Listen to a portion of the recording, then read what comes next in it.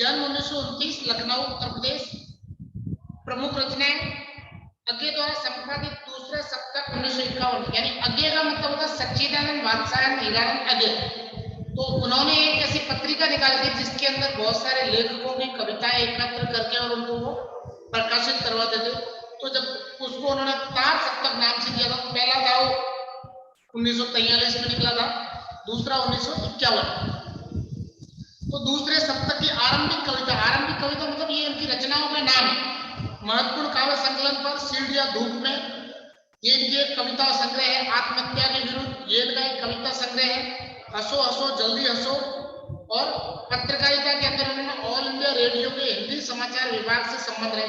वर्तमान समय में तो बहुत सारे न्यूज चैनल्स वगैरह आ गए। पहले ऑल इंडिया रेडियो मतलब संपूर्ण भारत का रेडियो चलता था, उसके अंदर हिंदी विभाग के अंदर ये संपादक का काम भी करते थे। फिर हैदराबाद से निकलने वाली पत्रिका कल्पना, यानी जैसे आजकल दैनिक भास्कर या पत्रिका या और कोई न्यूज़पेपर पत्र पत्रिका निकलती है, ऐसे उसमें पहले साहित्य की पत्र पत्रिकाएं निकलती थी।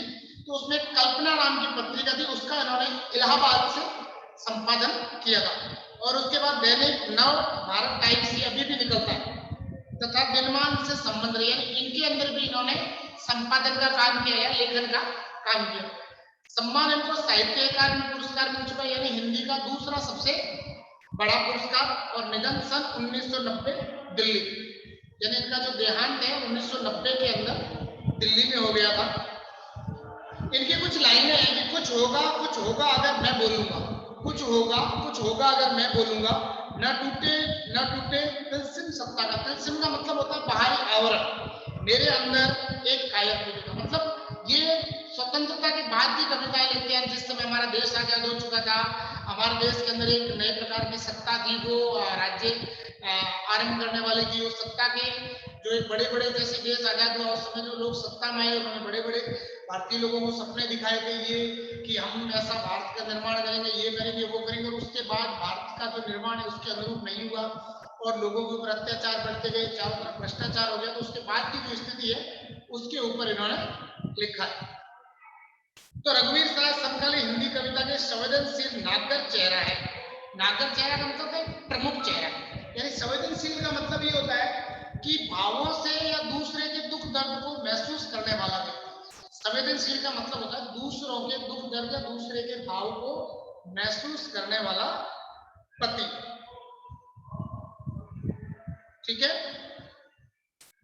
घर मोहल्ले के चरित्रों पर कविता लिखकर इन्होंने सड़क, चौराहे, दफ्तर, अखबार, संसद, बस, रेल और बाजार की बेलोस भाषा में उन्होंने कविता लिखी। यानी जैसा हम घर के अंदर जिस भाषा का प्रयोग करते हैं उस भाषा में उन्होंने कविता लिखी। अखबार पढ़ते समय किस भाषा का प्रयोग करते हैं उस पर लिखी।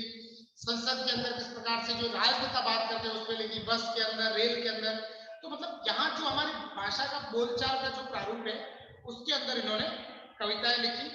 फिर घर मोहल्ले के चरित्रों पर कविता लिखकर इन्हें सारी चेतना का स्थायी नागरिक बनाया। उसके बाद इन्होंने घर मोहल्ले, यानी हम जहाँ मोहल्ले में रहते हैं या किसी नगर में रहते हैं तो हम पास पड़ोसियों से किस प्रकार से बात करते हैं, वहां हमारे बात करने का नजरिया क्या होता है, हम किस प्रकार से बात करते हैं, हमारी वह भाषा कैसी होती है, तो उसके ऊपर भी इन्होंने कविताएं लिखी। और उसके बाद चेतना का स्थायी, चेतना का मतलब होता है ऐसा व्यक्ति जो जागृत अवस्था में रहता है, यानी जिसको पता रहता है कि मेरे चारों तरफ क्या हो रहा है या मेरे सामने क्या हो रहा है, यानी अपनी संपूर्ण स्थिति के बारे में जो जानकारी रखता है वे व्यक्ति क्या कहलाते हैं, जागृत व्यक्ति कहलाते हैं। हत्या, लूटपाट और आगजनी, यानी जैसे डाकू वगैरह किसी को मार वगैरह, आगजनी का मतलब कोई दंगे वगैरह होते थे। राजनीतिक भ्रष्टाचार, भारत के अंदर सबसे ज्यादा राजनीतिक भ्रष्टाचार है। तो मतलब राजनीति के अंदर आकर के जो विभिन्न प्रकार का भ्रष्टाचार और छल छदम यानी धोखे से, छल कपट से इनकी कविता में उतरकर खोजी पत्रकारिता की सनसनी खेज रपट नहीं रह जाती। यानी इनके अंदर मतलब इस सब नहीं है, मतलब भाषा का एक महकापन है इस प्रकार की कि अलग से कोई खोज खबर से कोई नवीनता वो नहीं है, लेकिन एक भावों से परिपूर्ण नवीनता है। आत्मान्वेषण का माध्यम है। आत्मान्वेषण का मतलब है अपनी आत्मा को खोजना, यानी हम स्वयं कहाँ खड़े हैं, हम दूसरों को कहने के लिए कह तो रहे हैं, हम स्वयं कहाँ खड़े, हम क्या उस कहे अनुसार अपना अनुसरण कर रहे हैं क्या, हम स्वयं हमारी आत्मा की सुन रहे हैं क्या, हम स्वयं अपनी आत्मा की मान रहे हैं क्या। यह ठीक है कि पेशे से वे पत्रकार थे, लेकिन वे सिर्फ पत्रकार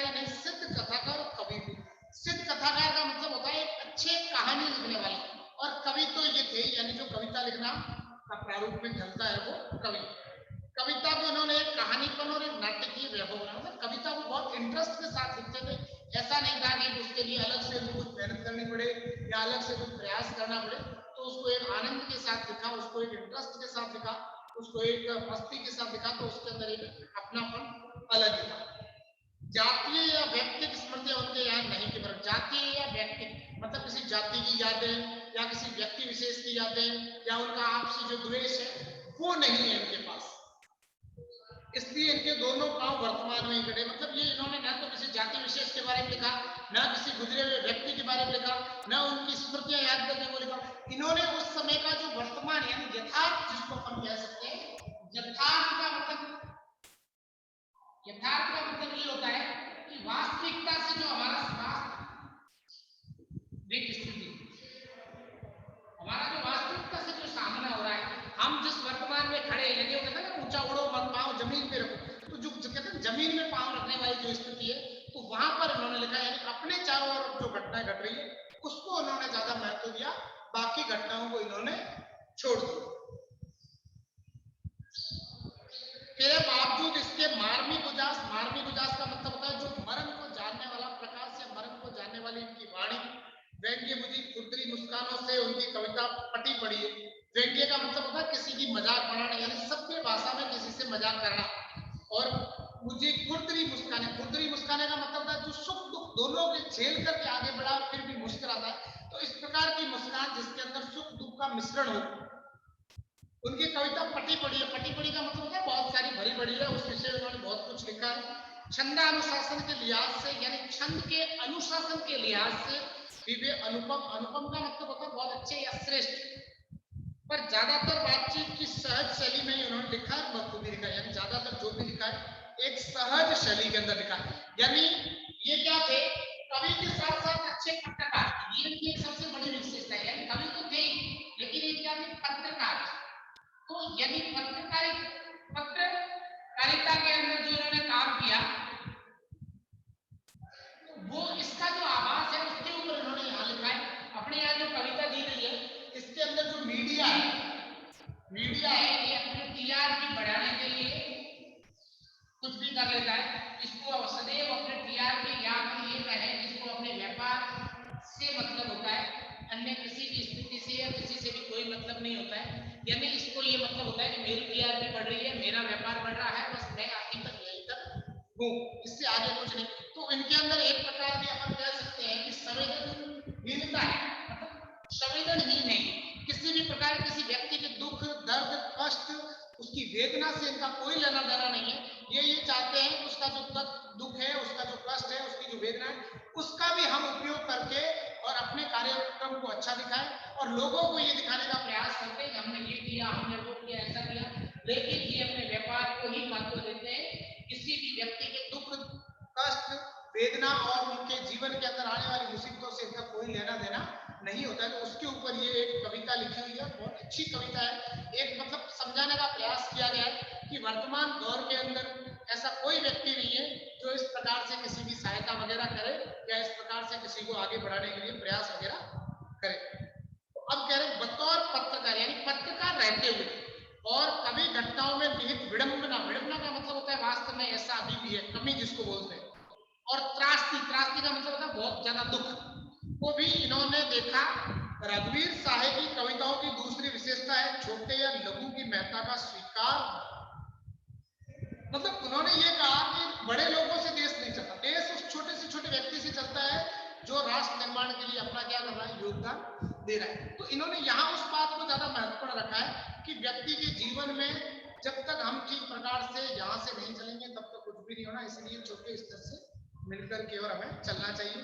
और लघु का बहुत ज्यादा महत्व इसलिए कहा है कि भले कोई अपाइज भी है, भले कोई टूटा फिसरा भी है, लेकिन उसका भी जीवन में एक अपना ही महत्व है। अब उसके बाद ये कह रहे हैं, फिर वो कह रहे हैं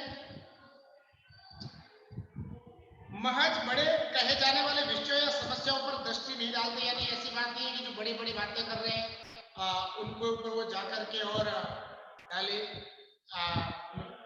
नजर डाले या उन विषयों के ऊपर लिखे, तो ऐसा इन्होंने बिल्कुल भी नहीं किया। इन्होंने उसी विषयों के ऊपर तो लिखा ही लिखा, लेकिन साथ ही साथ में छोटे छोटे विषयों के ऊपर भी इन्होंने अच्छे से लिखा।